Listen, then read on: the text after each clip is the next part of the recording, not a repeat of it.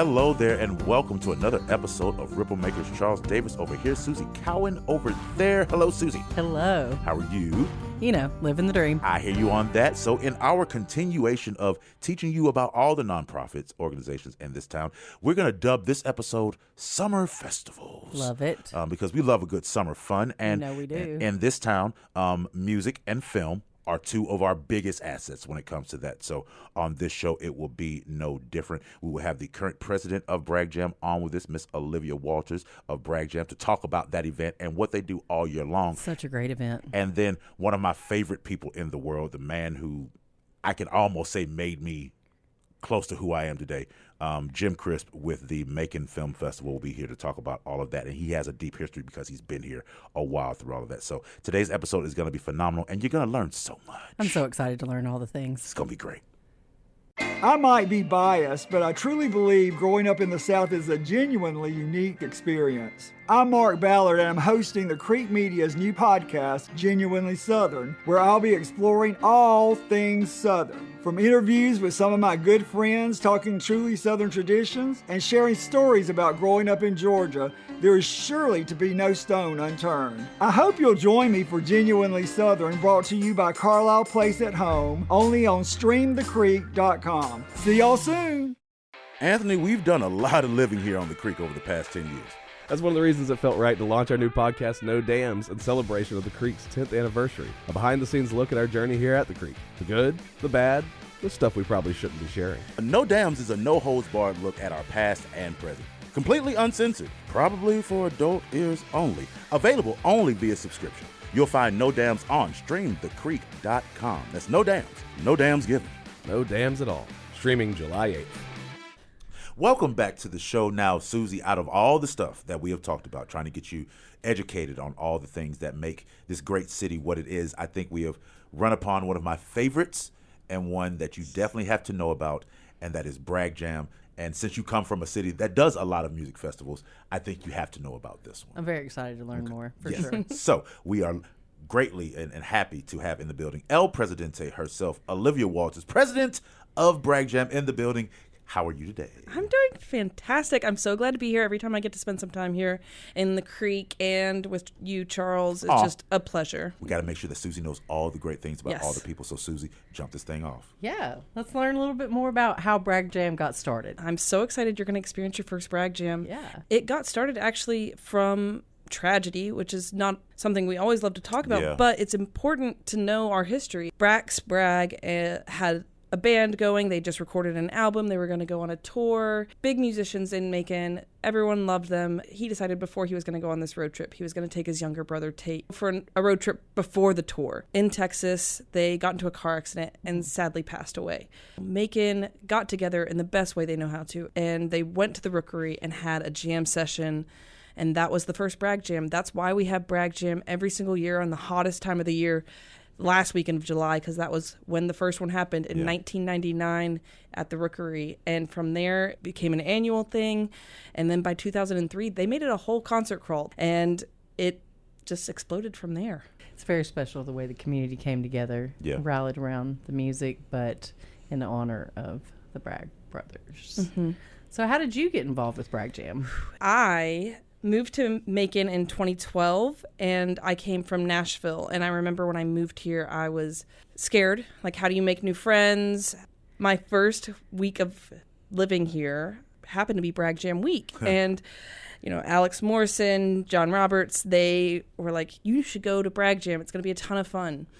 And I went and immediately felt like, oh, this is home. I met so many amazing people that night.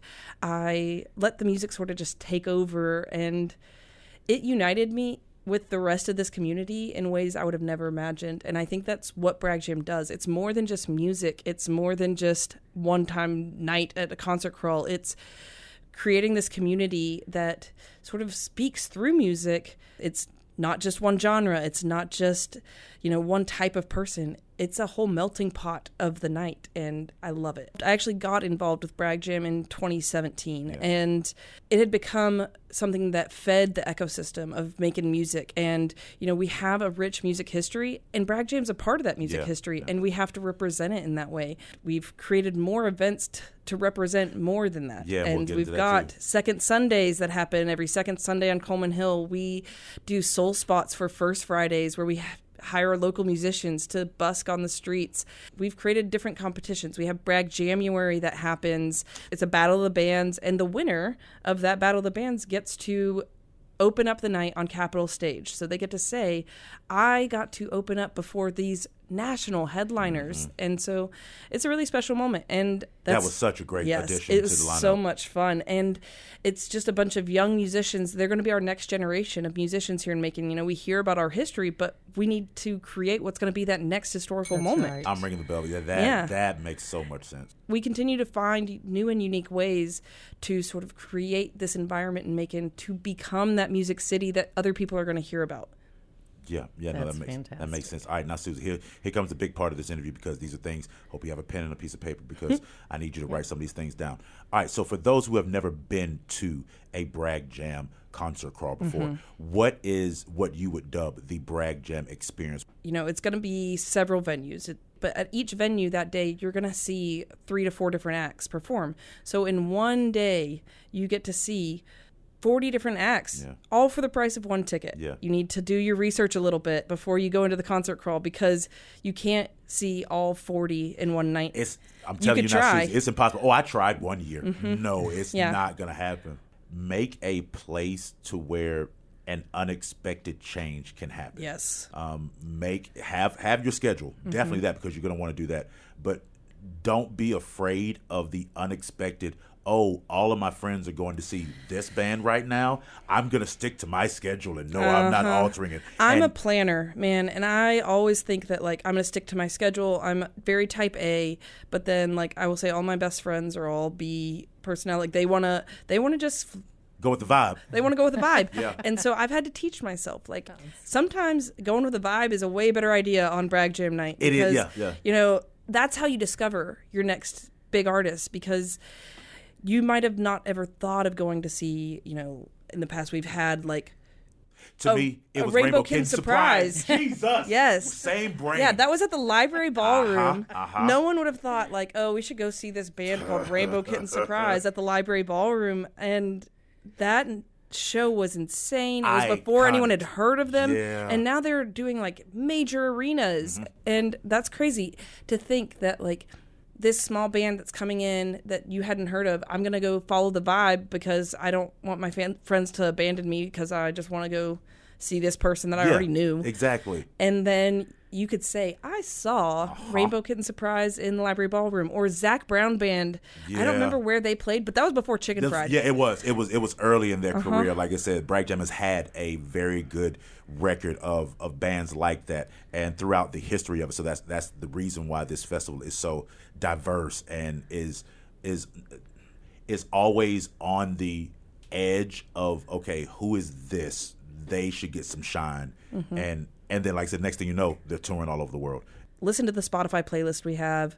Dress comfortably. That was you're following right down the line of what you need to. It's the last weekend of July. It's hot. We live in Georgia. It's going to be very miserable outside, but luckily our venues are all inside, so you'll get that air conditioning break. Go stop and grab a slice of pizza or some wings at Piedmont. Make sure you grab a glass of water. It's a pacer system. It's a long night. Yeah, it is. As El Presidente of Bragg Jam, what are your hopes for what 5 years down the line of what Bragg Jam looks like? What do those dreams look like? I hope that Bragg Jam becomes the thing that feeds this next generation of music in Macon. And I want us to become known as a music city, because we are a music city. Again, it's supporting our local musicians, but it's finding more than just live shows. It's finding ways to support our local musicians through helping them record new music, helping them get certain training that they might need to make that next step for them. How do they find their agents that would get them on a tour? Yes.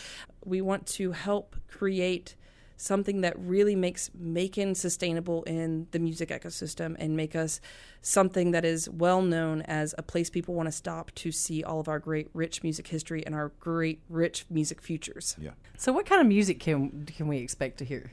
Bragg Jam represents Macon, so we try to make sure we represent a little bit of everything. So we're going to hear things from like Americana, but you're going to also hear some hip hop, some punk. Bragg Jam's all about discovering something that you might not have ever thought that you would have discovered. I just can't wait. I'm ready for Bragg Jam now. Wear comfortable shoes. For anybody that needs any more information about the organization, how can they get that? You can get all your information at www.braggjam.org. You can also follow us on Facebook. You can follow us on Instagram. Check us out. We're always available to hear from our fans. As always, we like all the organizations to bring in a song. So, Olivia, president of Bragg Jam, what song did you bring in today? Well, I decided, it makes sense to start where we all began. And what began it all was the Buckleys. And as mentioned, they get to open up the concert crawl every single year. So we're going to listen to the Buckleys. And I'm just hanging here, wondering why a true lover's life is hard. Oh yeah.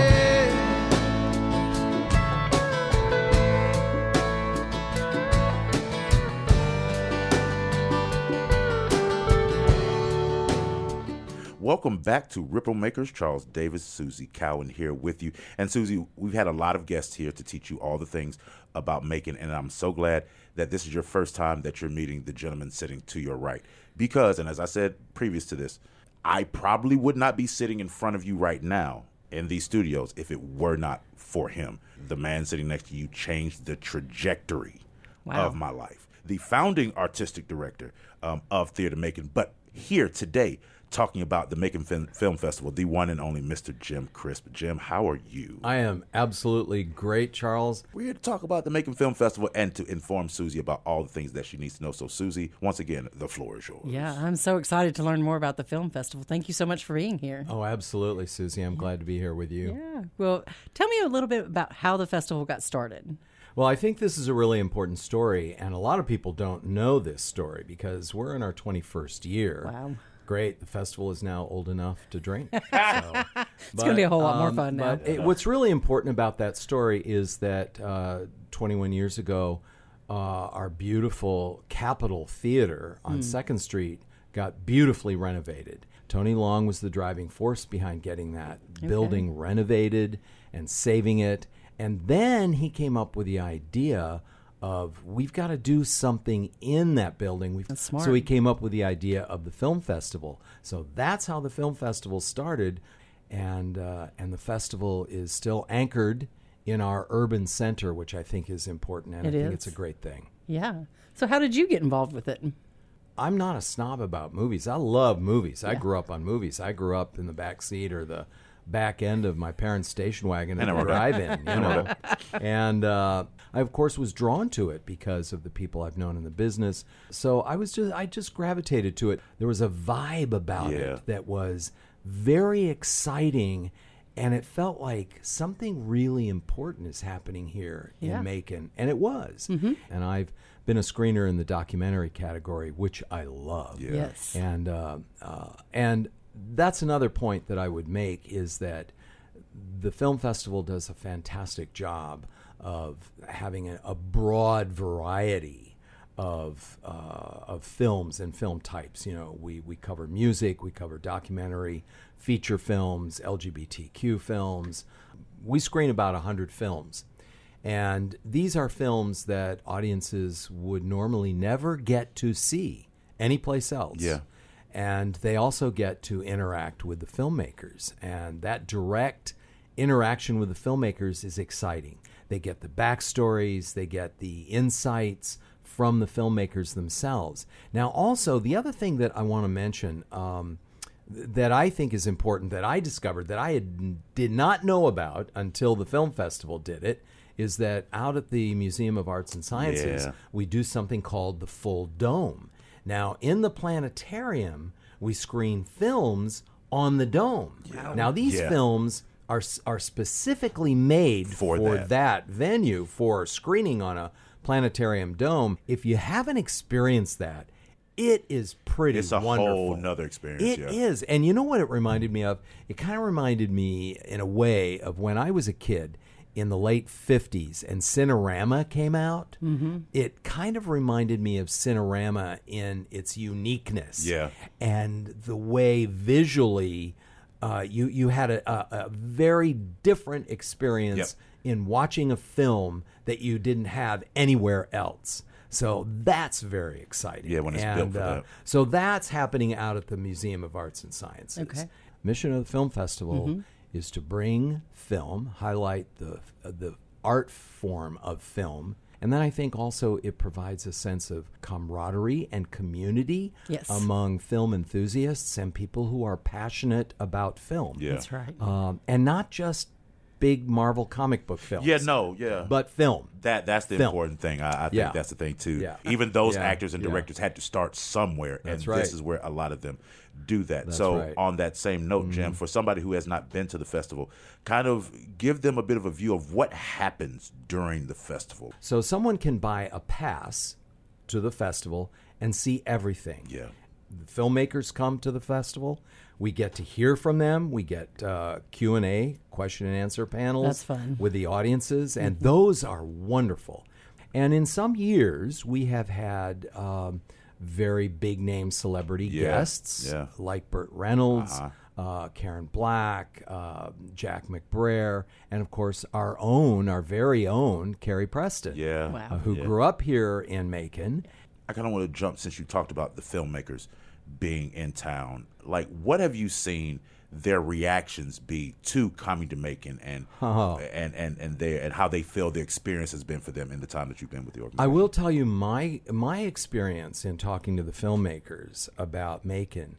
They come here and they are astounded. They also are captivated by our town. Our streets, our buildings, our architecture, our vibe, our restaurants, our music clubs. Many of them have said things like, oh my gosh, if I'd known this was here, I would have filmed my entire film here. Yeah. Now, it's important for people in Macon to realize that Macon has become a major center for filmmaking. Yes. In case anybody didn't know or if they missed it, Superman was here filming just a week ago down at the terminal. That's very important because it's an economic driver. It pumps all kinds of money into our community, and not just into Macon, but it's a regional ripple effect. But I also think we have a very Southern flavor. I think we're driven by our hospitality, and we have a very strong and active board. Our volunteer base is very strong. If this festival went away, I think it would be enormously missed. No, it would. Yeah, no, I can co-sign that most definitely. Yeah. Most definitely there. So if there is potential sponsors out there or just regular people that want to get involved with the film festival, how do they do that? Go online, go to our website, maconfilmfestival.com. We ask everybody, is there a fun fact that you can regale the people with about the Macon Film Festival? My story mainly is our connection to our hometown girl, to Carrie Preston. Folks want to see Carrie Preston do some wonderful work. She is currently running in her hit TV show, Elsbeth. Yeah. And it's also streaming. I highly recommend it. It's a good one. I love dearly. I met her when she was 13 when I was at Macon Little Theater. And she got married on Theater Macon Stage. And she got married on Theater Macon Stage, and I officiated. Yeah. Oh, there's a fun fact. Yeah. I said, no, I forgot about that one. It's a lot of that. No, it's a lot of that. And I think it's things like the Macon Film Festival that I try to tell people, it reminds at least me and everybody else around here, is that, yes, we have this deep music history in this town. Yeah. But if you really look at it, our TV, film, and theater and acting history is pretty good too when you look at the number of actors and actresses that have come out of this town. So it is an event and a festival like the Macon Film Festival that highlights what is being done, and then, as you said before, gives light to the future and let them know that this can be done. Let's not forget that Macon is also home to some other people and has connections to other important people. Gray Henson, who's been on Broadway many times. Tony-nominated actor. Tony-nominated, grew up here at Macon, grew up on our stage. And Jack McBrayer is from Macon. And Jack McBrayer, of course, I mentioned, was attended the festival one year. Matthew Modine, we have a connection to him. He's a first cousin to somebody who lives here. Right. So Matthew Modine came here. He's one of my favorite actors, by the way. I love his work. He's superb. Yeah, he is. Great actor. And also a great story about Burt Reynolds. The way we got him, the way we got Burt Reynolds here was because the brother-in-law of a local Macon guy, lawyer, works for Warner Brothers. He made the arrangements for us to get the number 2 print for Deliverance. Now that's a big deal. Yeah, it is. It's like in the art world, signed numbered prints.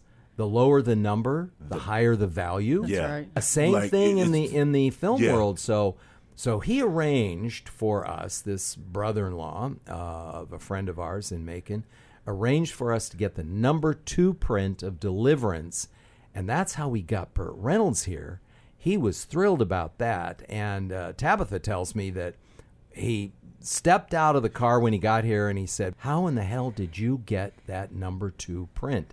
But it was why he came to Macon to see that print, and he asked Tabitha, "How is it?" And she said it was beautiful. As it should be. As it should be, yeah. So that's fantastic. That's a neat story because I think people don't think about that. No. So I think that's a great story. It is a great story. That is awesome. And only could come from Macon. Yeah, very true. Yeah, absolutely.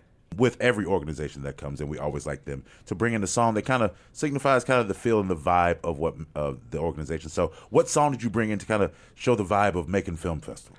Okay, I have an answer, and I'm a little embarrassed to share it. Never. But it is a film song. Okay. And it is my own personal all-time favorite song. Okay. And it is one of my favorite films based on a great book. And the song is Moon River from Breakfast at Tiffany's. The film soundtracks become the soundtracks to our lives because we all love films. And that is definitely in the soundtrack of my life. You should never be ashamed for liking Moon River. That is a phenomenal Good. song. Good. Like I don't care who does that song. Anytime I hear Moon, Frank Ocean does a great version lyrics of the song. written by a Georgian, and we love that too. Once again, Jim, as I've always said, thank you so much for being here, and thank you for everything that you do.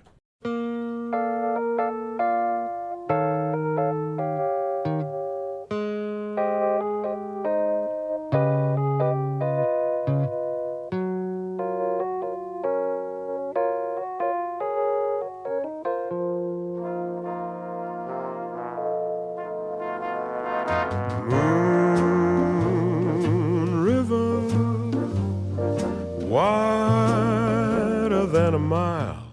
All right, Susie. So that's that. Bragg Jam and Macon Film Festival all in one episode. To have both of them is absolutely great because what Bragg Jam is doing to cultivate live music in this town and to keep that energy all year long, not just for the concert crawl, is an amazing thing. And it really just shows the heart of the community. Yeah, it really does. And isn't Jim Crisp just the most amazing person in the world? Absolutely, he is. I mean, he's got so many stories. The stuff that he told today, he's got so many more stories than that.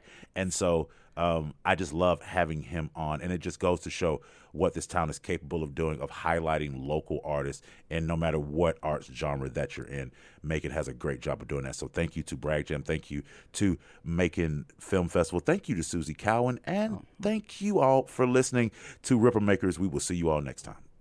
Ripple Makers is a podcast by Creek Media, hosted by Charles Davis and Susie Cowan. This show is produced and edited by Big Hair Productions. Follow us on social media at Stream the Creek. Engage with us, like, subscribe, share with a friend. Be sure to stream this and more podcasts you may love at streamthecreek.com.